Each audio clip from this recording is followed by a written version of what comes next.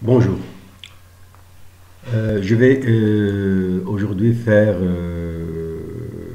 la solution de l'exercice 2 du chapitre 4 que je vais proposer dans l'énoncé le suivant.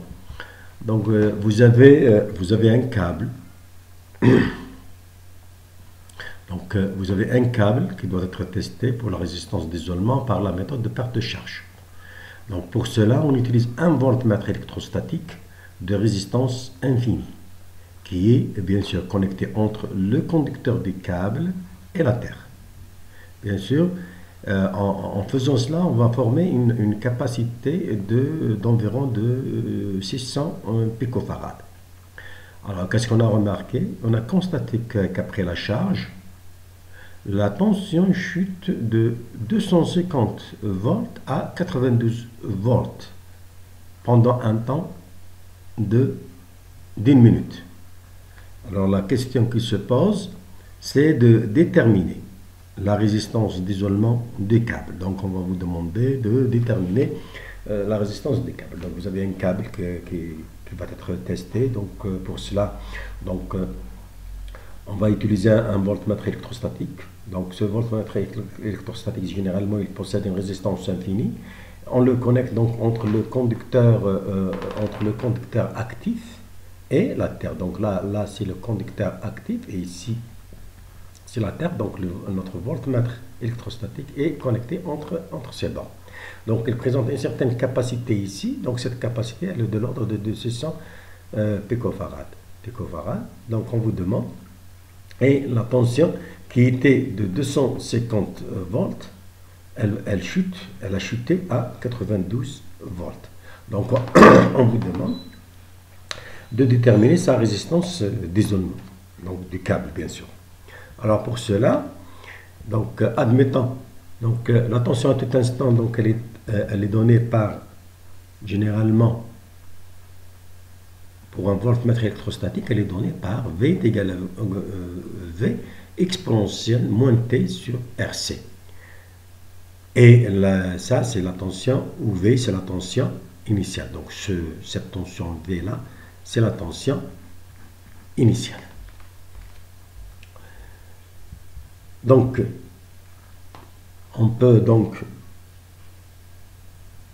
travailler sur cette expression-là. Ça va nous donner donc V divisé par V est égal à exponentielle de T sur RC. Donc il suffit de prendre ce terme, de le mettre d'un côté, et ce terme-là, ce terme V divisé par petit v, on le mettra dans notre partie. Et à partir de là, en introduisant le log népérien, donc le log népérien de V sur V, donc c'est égal à T sur RC. Ce qui va nous donner que la résistance R, elle est égale à T sur C log népérien de V, de grand V sur V. Et sur grand V, c'est la tension initiale, et C, c'est la tension, si vous voulez, finale. Et en faisant donc le remplacement des différents termes par leur valeur. Donc nous avons une demande la tension pendant 60 secondes, la tension a chuté de 250 à 92 volts. Donc le T là c'est 60 secondes. Le C, cette capacité qui est formée entre les deux bornes, on avait dit, c'est 600 picofarads, ce qui veut dire que nous avons 600 10 puissance moins 12. Log népérien de grand V qui était, c'est la tension initiale de 250 volts. Et là ça c'est le grand V, et là c'est le petit V. Là c'est le T, et là c'est le C.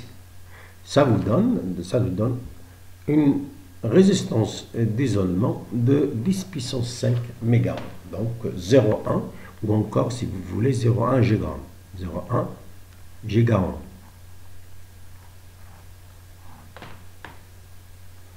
Donc ceci répond à la question demandée dans cet exercice. Donc je vous remercie pour votre attention et au prochain exercice,